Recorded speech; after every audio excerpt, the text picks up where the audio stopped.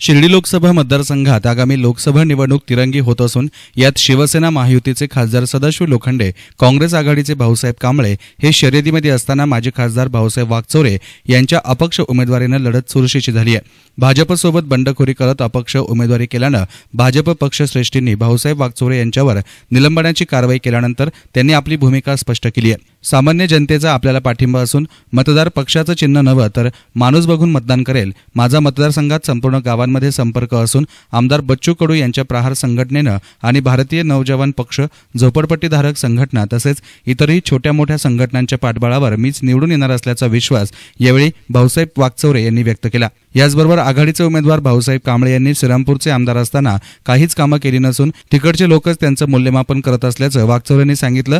तर खासदार सदाशिव लोखंडे यांनी 5 वर्षात कधी जनसंपर्क ठेवला नाही तर त्यांनी जनतेची कामं केलीच कशी असा सवाल उपस्थित करत त्यांना मतदारसंघातील गावांची नावं देखील माहीत नसल्याचा आरोप वागचौरे यांनी केलाय। 5 वर्ष मागे नेलेला आपल्याला आहे आणि जनतेला आता हे समजून चुकलेलं आहे।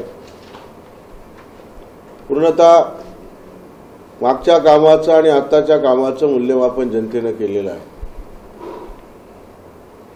त्याचप्रमाणे इतर काँग्रेस पक्षाचे जे उमेदवार या ठिकाणी उभे केलेले आहेत हे देखील श्रीरामपूर तालुक्यामध्ये 10 वर्ष ज्यांनी आमदार म्हणून काम केलं त्यांच्या कामाचं मूल्यमापन देखील श्रीरामपूरची जनता या मतदारसंघाला सांगते आहे।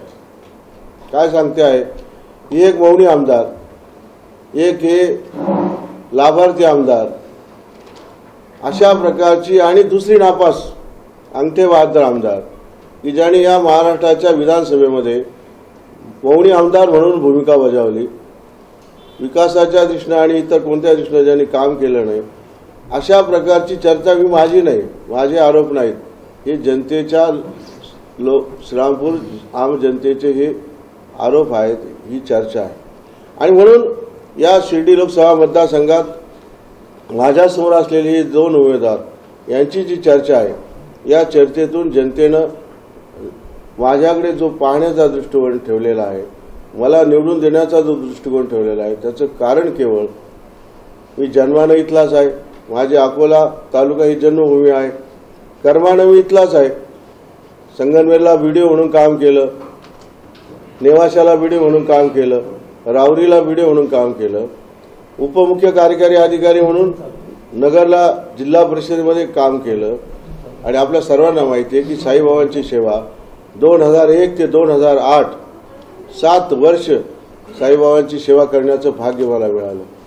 आणि म्हणून या मतदारसंघाला मी जन्मापासून परिचित आहे, माझ्या प्रशासकीय कामकाजातून मी जनतेला परिचित आहे आणि 2009ला आपण सर्व जनतेने मला जे निवडून दिलं त्याचं मी निश्चितपणे सांगतो चांगलं काम करण्याचा मी प्रयत्न केला, करून दाखवला, हा आपल्यासमोर त्याचा लेखाजोखा आहे आणि भविष्यामध्ये सारं मला करायचं आहे आणि जनतेच्या आग्रहाखातर मी खऱ्या अर्थाने आज या ठिकाणी उभा आहे।